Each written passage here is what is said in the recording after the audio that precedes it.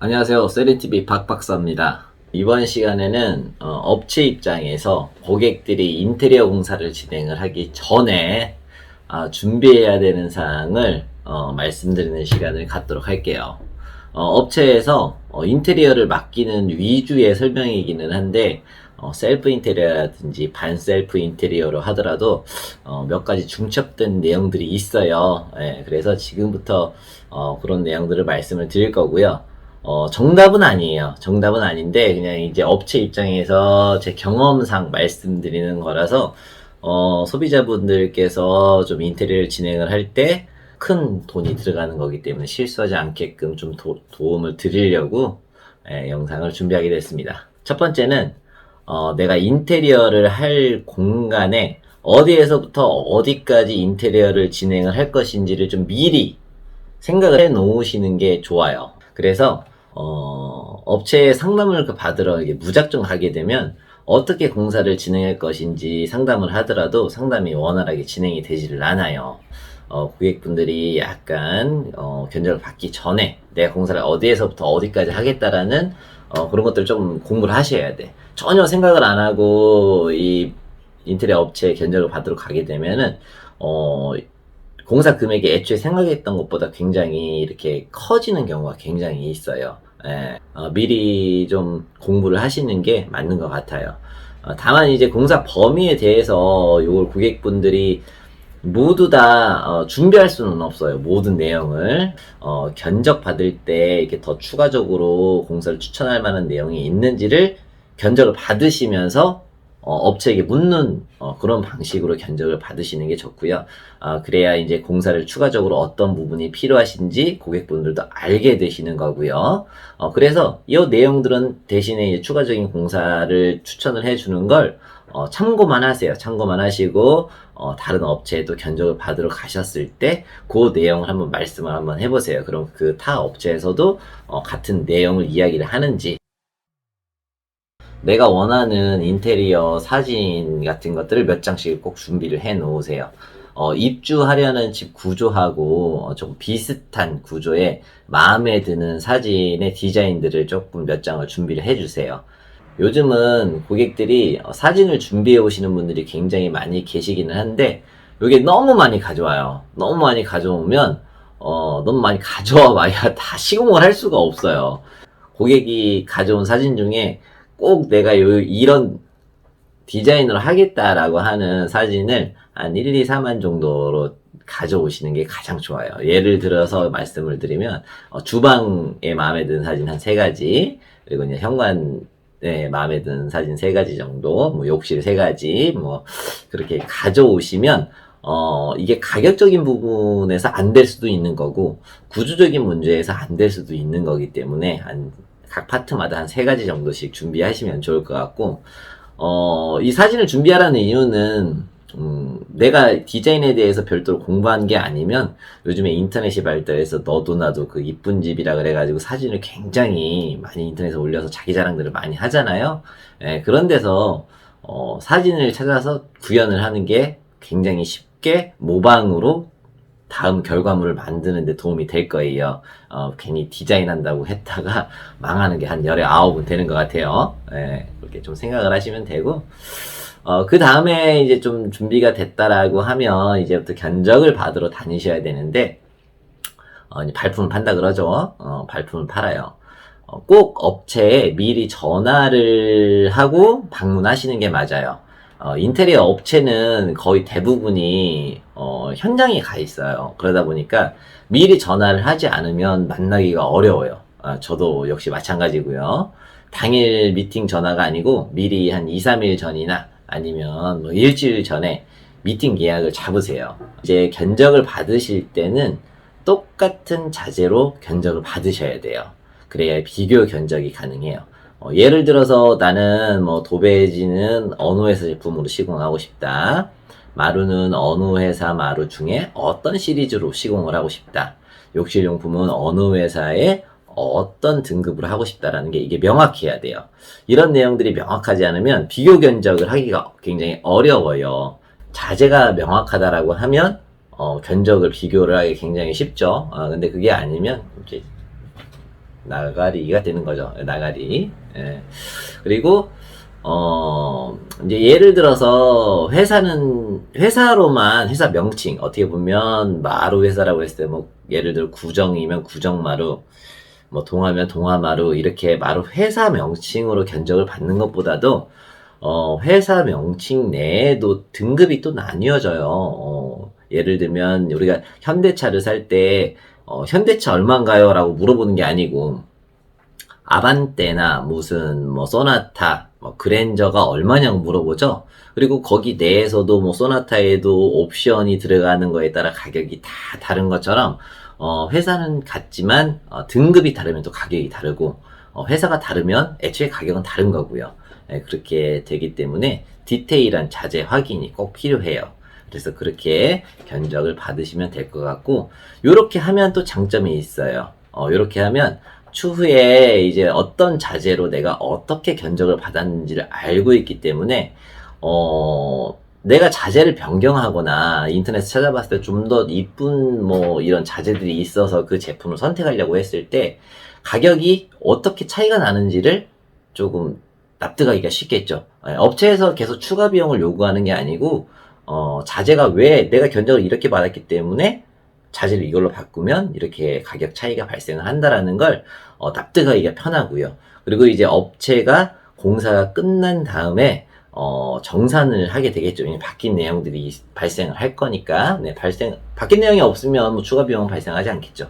바뀐 내용이 있어 추가 비용이 발생을 했을 때 내가 납득할 수 있을 만한 정보를 얻을 수가 있는 거예요. 그래서 견적을 받을 때에는 항상 같은 자재, 내가 원하는 최초의 견적을 받는 그런 자재의 제품으로 똑같이 견적을 받아 주셔야 되는 거고요. 자, 그러면 고객들이 이제 인테리어 업체를 선정하기 전에 이제 인터넷이라든지 이런 걸 많이 보게 되면 질문하는 것들이 몇 가지가 있더라고요. 그래서 이걸 간추려서 예를 들어서 좀 답변을 한번 좀 드려보면, 인테리어 업체가 생긴 지 얼마 안 된 것인데 가격이 저렴하다. 고객이 가장 쉽게 움직일 수 있는 건 가격이에요. 가격을 건드리게 되면 소비자하고 계약할 수 있는 확률이 굉장히 높아져요. 네, 그래서 단순하게 내 일을 많이 하고 싶다라고 하면 업체 입장에서도 가격을 건드리는 게 일을 많이 할 수 있는 방법 중에 하나이기도 해요. 근데 이제 견적을 받아보면 가격적인 부분을 전혀 무시할 수는 없을 거예요. 아무래도 조금 더 저렴한 업체를 찾을 수는 있을 거예요. 근데 이제 신생 업체 같은 경우에는 포트폴리오라 그러죠. 내가 그동안에 이렇게 공사를 했다라는 그런 사진이라든지 아니면은 이런 데이터 값이 있어야 소비자를 설득할 수 있기 때문에 그런 걸 확보하기 위해서 조금 더 저렴하게 해주는 경향이 있는 것 같아요. 예. 근데 이제 이 신생 업체는 어떻게 보면 조금 모 아니면 도가 될 수가 있어요.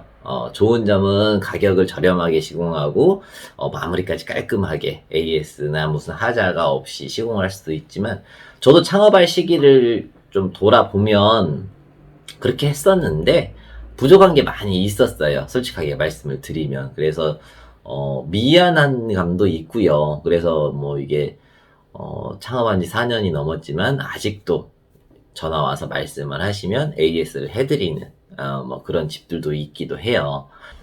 완벽할 수는 없지만 다만 이전에 창업 시에 놓친 부분을 다시 반복하지는 않죠.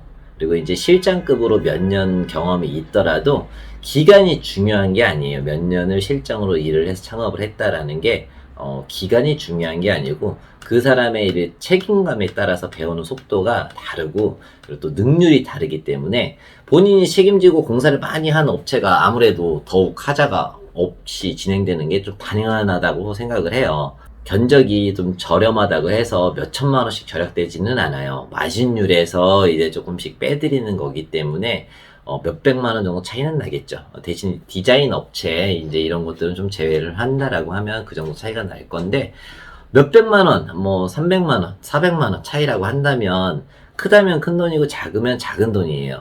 왜 작으면 작은 돈이 될 수 있냐면 인테리어를 진행을 할 때 특히 주거 공간 같은 경우에는 이사를 들어오게 되면 뭐 하루나 이틀 거주하는 곳이 아니고 몇 년 혹은 몇십 년을 거주할지 모르기 때문에 신뢰를 할 수 있는 업체를 아무래도 하자 없이 공사가 잘 원활하게 끝날 수 있는 업체를 선택하시는 게 좋은 것 같아요.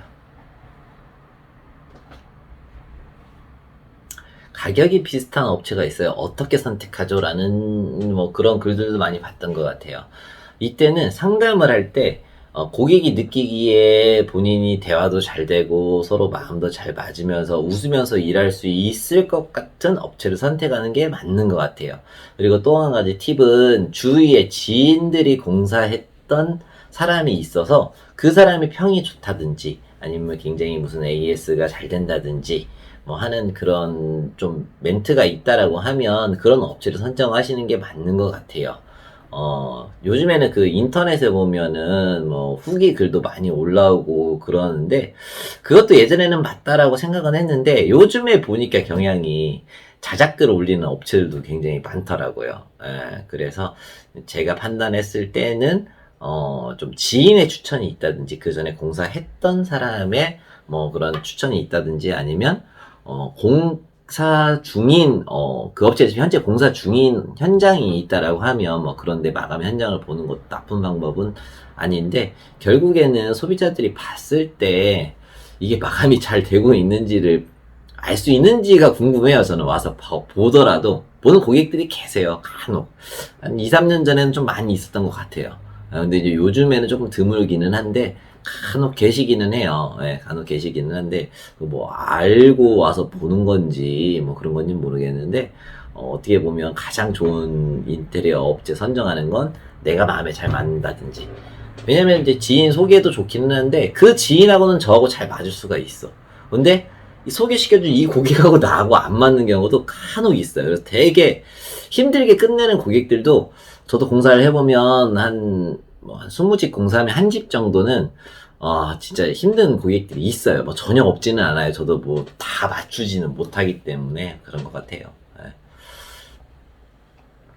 업체를 비교하다 보면 동네 업체를 선정한다든지 아니면 좀 거리가 있는 업체를 섭외한다든지 뭐 이런 고민을 하시는 분들이 계신 것 같아요. 근데 이제 제 생각은 근교에 있는 업체를 선정하시는 게 아무래도 좋은 것 같아요.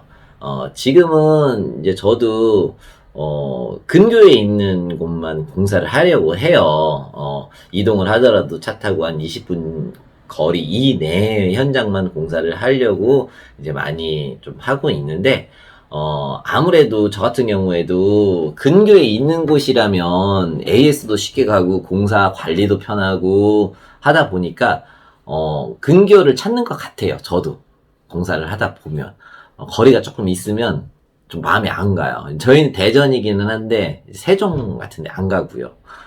그리고 이제 뭐, 공주, 계룡, 뭐 이런 데 가기 조금 그래요. 예.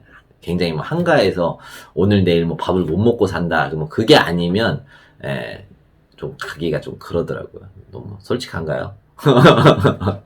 예, 그래서 근교에 있는 데가 좋아요. 왜냐면 공사 하나 하려고 지금 당장 돈을 벌 수는 있는데, 이게 거리가 있어가지고 나중에 AS를 해달라고 했는데 즉각 처리를 해주지 못하면 욕먹어요. 그러니까, 지금 당장 돈 벌려고 나중에 이제 이미지를 안 좋게 하고 싶지는 않고 해서 저희도 이제 그런 마음이 있기 때문에 고객들도 아무래도 가까운 데 있는 업체를 선정하시는 게 추후에 이제 공사가 끝나더라도 내 집을 케어를 받을 수 있는, 뭐 그런 게 되는 것 같아요. 그리고 이제 공사 비용을 지급하는 시기에 대해서도 굉장히 궁금해 하시는 분들이 많은 것 같아요. 공사 비용을 지급하는 시기가 뭐 따로 정해져 있지는 않아요. 다만 이제 고객 입장에서 볼 때는 완공 전, 공사가 다 끝나기 전에 공사 금액을 많이 지불을 하면 고객의 리스크도 있고, 또 반대로 공사 이 완공 전에 잔금이 너무 많이 남아있으면 업체 입장에서도 간혹 아까 말씀드린 것처럼 간혹 진상 부리는 고객들이 있어요. 안 맞는 고객들. 그런 고객들 만나면 리스크가 또 너무 커요. 그래서 이제 제가 생각해 볼 때는 서로 상호 협의하에 정하시는 게 맞기는 한데 조금 추천은 드리는 건 계약금은 10% 정도를 지불을 하시고 공사 기간 동안에 한 번이나 두 번에 나뉘어서 30%에서 40% 정도 지급을 하시고, 그리고 이제 2차 뭐 중도금이라 그래가지고 또 한 30%에서 40%를 지급을 하시고, 완공 시에 잔금을 한 10%에서 20% 정도를 지급을 하시는 게 맞는 것 같아요. 그래야 서로 리스크가 균등하게 배분이 되는 거죠. 그래서 그렇게 하시는 게 맞는 것 같아요. 그래서 오늘은 이제 여기까지 하고요. 조금 더 궁금한 내용들이 있으실 거예요. 그런 거에 대해서 몇 편을 조금 더 촬영을 하고, 그 다음부터는 인테리어 공사를 진행을 할 때 계약한 이후에 자재 선택부터 공사 내용까지가 어떻게 진행이 되는지에 대해서 다시 한번 설명을 드리겠습니다.